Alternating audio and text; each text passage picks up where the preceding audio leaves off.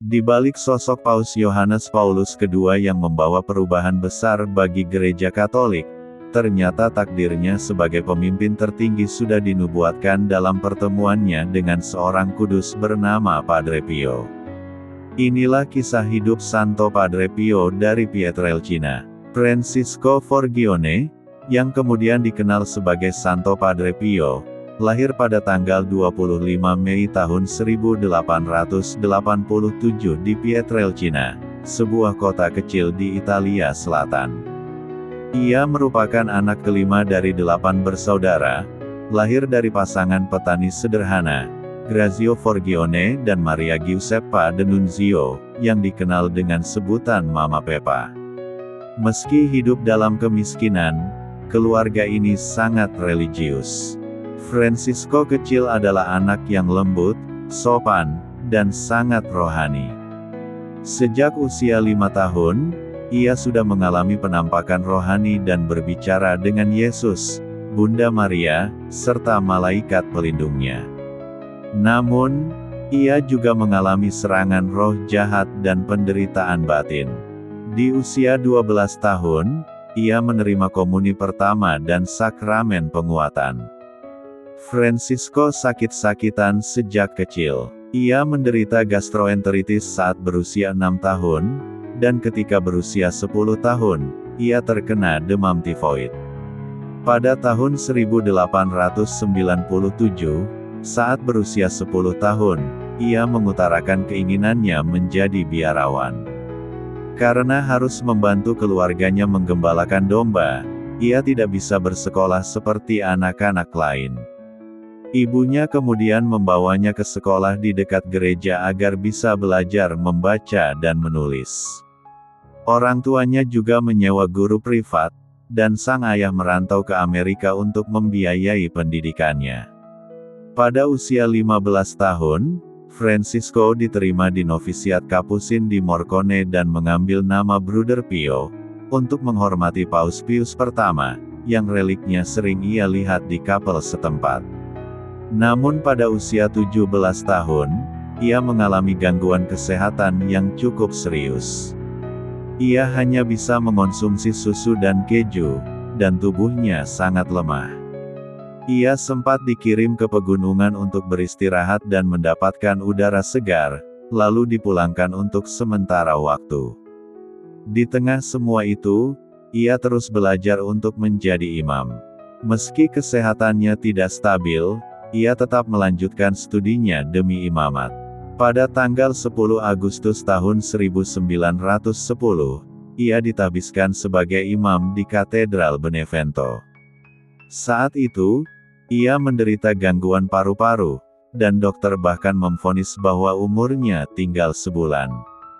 Namun Tuhan punya rencana lain. Pada tahun 1916, ia diutus ke biara San Giovanni Rotondo, tempat yang menjadi kediamannya hingga wafat. Sejak saat itu, mukjizat dan karunia ilahi mulai tampak lebih nyata dalam hidupnya. Pada suatu kesempatan saat berdoa, seorang biarawan dengan heran melaporkan bahwa ia melihat Pio melayang. Ia sering tampak tenggelam dalam doa-doa yang khusyuk. Siang hari dan sebagian besar malam dihabiskannya dalam percakapan mesra dengan Tuhan. Padre Pio mengatakan, dalam kitab kita mencari Tuhan, dalam doa kita menemukannya. Doa adalah kunci yang membuka hati Tuhan. Iman senantiasa membimbingnya untuk menerima kehendak Allah yang penuh misteri.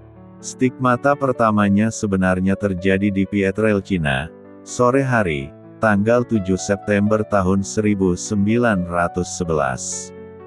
Karena ia takut, ia lalu bertemu Monsignor Salvatore Panulo, pastor paroki Pietrelcina untuk menolongnya, dengan cara berdoa.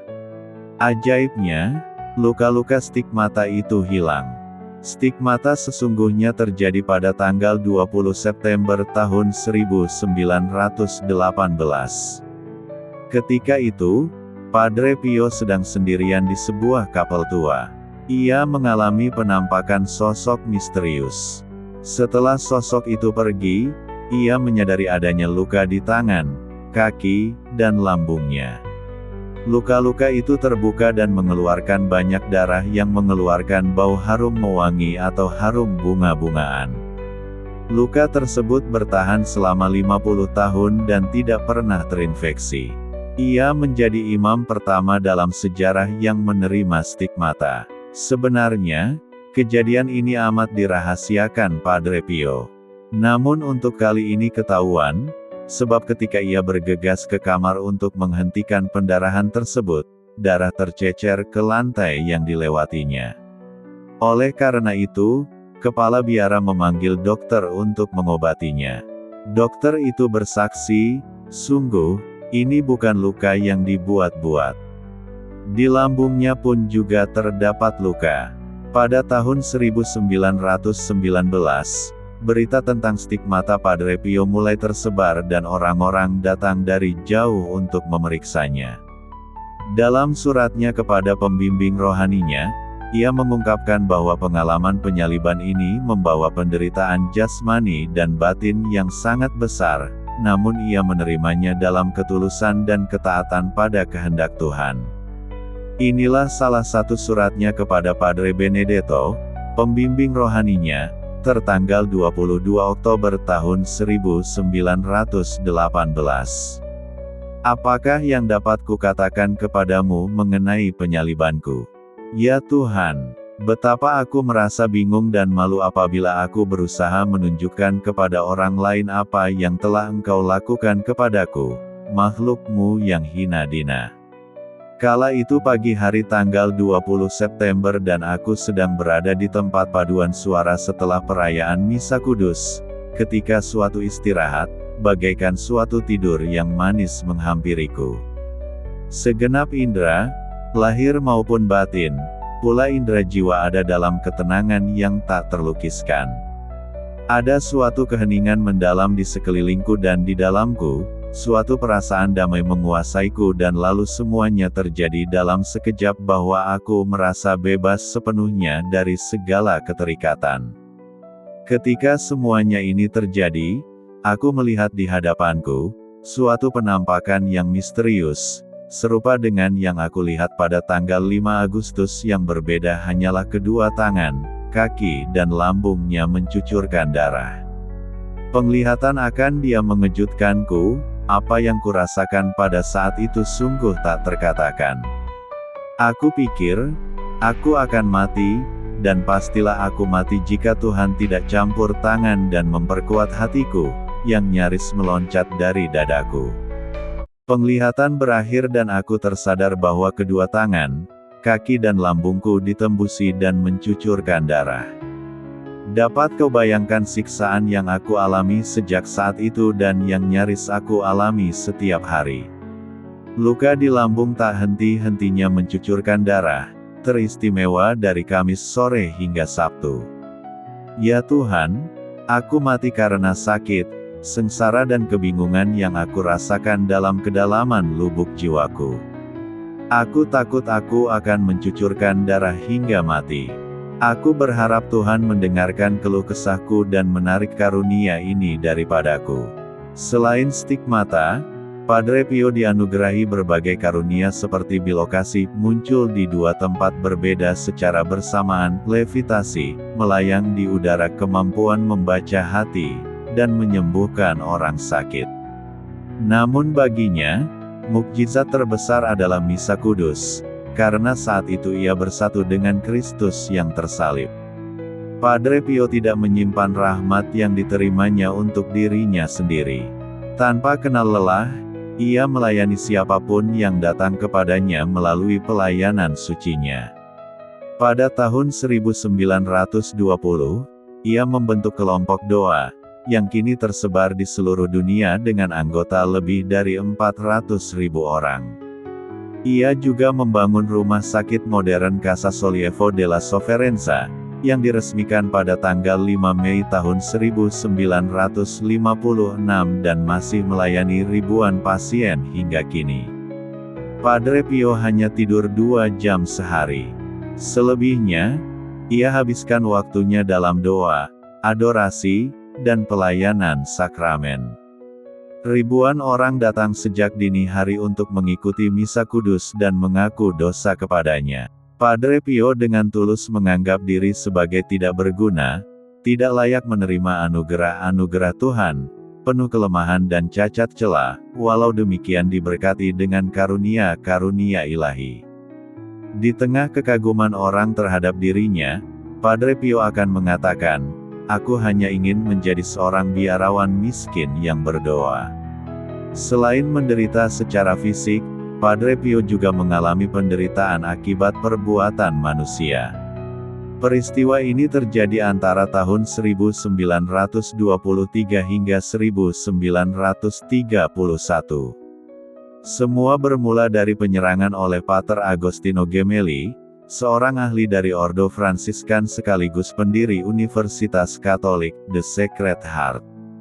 Hal ini terjadi karena Padre Pio menolak untuk menjalani pemeriksaan psikologis. Gemelli yang menduga bahwa Padre Pio menderita neuropati, menulis surat kepada para pejabat Vatikan. Stigmata kemungkinan disebabkan oleh histeria, akibat dari kehidupan spiritual yang rendah. Beberapa imam di San Giovanni Rotondo yang tidak bersimpati pada para Fransiskan berhasil meyakinkan Uskup Manfredonia untuk mengeluarkan pernyataan bahwa Padre Pio dikuasai oleh iblis dan bahwa para saudara sekomunitasnya telah tertipu. Menanggapi hal ini, pada tanggal 31 Mei tahun 1923, Vatikan mengumumkan bahwa kejadian-kejadian yang berkaitan dengan Padre Pio tidak berasal dari kekuatan spiritual. Vatikan kemudian memerintahkan penghentian segala bentuk komunikasi yang ditujukan kepada Padre Pio. Pada bulan Mei dan Juni tahun 1923, Vatikan mengeluarkan perintah yang sangat tegas. Padre Pio dilarang menjalankan tugas-tugas gereja, termasuk merayakan misa, berkhotbah, bahkan mendengarkan pengakuan dosa. Ia juga dilarang merayakan misa di hadapan publik, memberikan berkat kepada umat, membalas surat, memperlihatkan stigmata di depan umum, serta berkomunikasi dengan Padre Benedetto, pembimbing spiritualnya. Larangan ini didasarkan pada kekhawatiran gereja dan Vatikan terhadap tingginya popularitas Padre Pio serta keraguan atas keaslian stigmata yang dimilikinya. Larangan tersebut berlangsung hingga tahun 1931, dan akhirnya dicabut setelah dilakukan penyelidikan oleh Vatikan. Pada tahun 1933, Paus Pius ke-11 memerintahkan pencabutan seluruh larangan terhadap Padre Pio. Ia kembali diizinkan untuk merayakan misa di depan umum dan mendengarkan pengakuan dosa, setelah Vatikan menyimpulkan bahwa stigmata yang dimilikinya tidak dipalsukan. Pada tahun 1947, seorang imam muda bernama Karol Wojtyla, yang kemudian menjadi Paus Yohanes Paulus II, mengunjunginya. Padre Pio secara profetik mengatakan kepadanya bahwa ia akan menduduki jabatan tertinggi di gereja. Padre Pio tidak pernah mengambil cuti dalam 50 tahun imamatnya. Selama 50 tahun imamatnya, Padre Pio menjalin persatuan yang akrab dengan Tuhan melalui Ekaristi Kudus. Yang paling luar biasa dalam hidupnya bukanlah mukjizat, penyembuhan ataupun pertobatan orang dengan perantaraannya, melainkan pelayanannya di altar, mempersembahkan kurban kudus misa, di mana ia menjadi satu dengan Kristus yang tersalib. Pastor Pio dikenal karena kesalehannya, kedermawanannya, dan kualitas khotbahnya. Ia terkenal dengan nasihatnya, berdoalah, berharaplah, dan jangan khawatir. Sejak masa muda, kesehatannya amat rapuh, ia juga menderita penyakit lain, termasuk kanker yang sembuh secara ajaib hanya setelah 2 kali perawatan. Keadaannya semakin memburuk pada tahun-tahun terakhir masa hidupnya. Padre Pio wafat dengan damai pada tanggal 23 September tahun 1968, pukul 2.30 dini hari, dalam usia 81 tahun. Setelah wafat, aroma harum kembali memenuhi kamarnya. Stigmata yang selama puluhan tahun terbuka, menghilang tanpa bekas. Pemakamannya dihadiri oleh lebih dari 100.000 orang. Ia dinyatakan venerabilis pada 1997, dibeatifikasi pada tanggal 2 Mei tahun 1999,